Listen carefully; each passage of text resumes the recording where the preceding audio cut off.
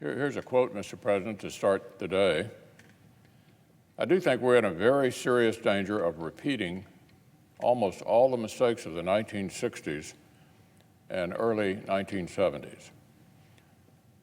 That, Mr. President, is Larry Summers, the senior advisor to two Democratic presidents, about the risk of inflation we face today.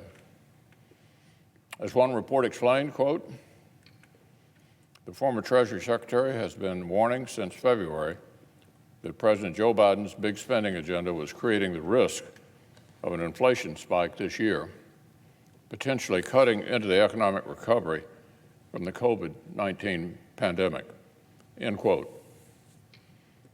But Washington Democrats have spent trillions of dollars on pet liberal projects. They've been printing and wasting money like there's no tomorrow, and American families are hurting as a result. Inflation has more than overtaken the average worker's wage growth since last year. Employers are raising wages higher and higher, but their workers' paychecks go less and less far. Families' incomes and savings are eroding right before their eyes. Democrats have done this proudly, on a party line basis.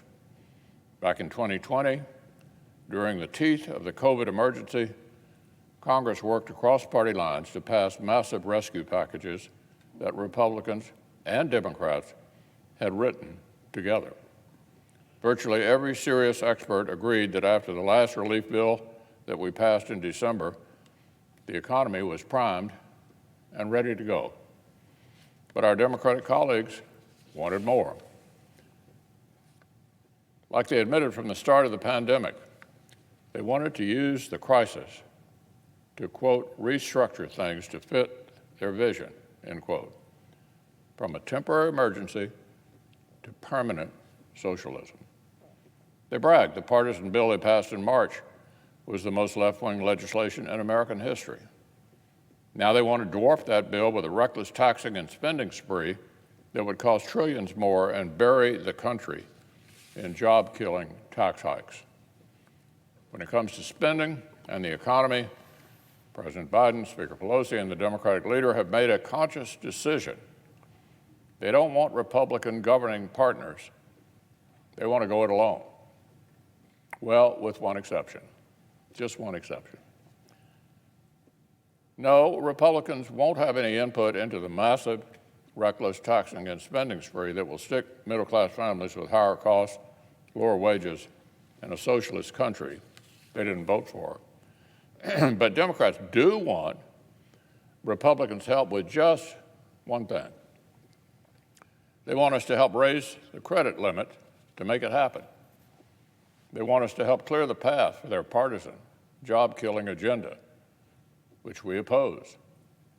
So let's make this perfectly clear in case anybody's in doubt.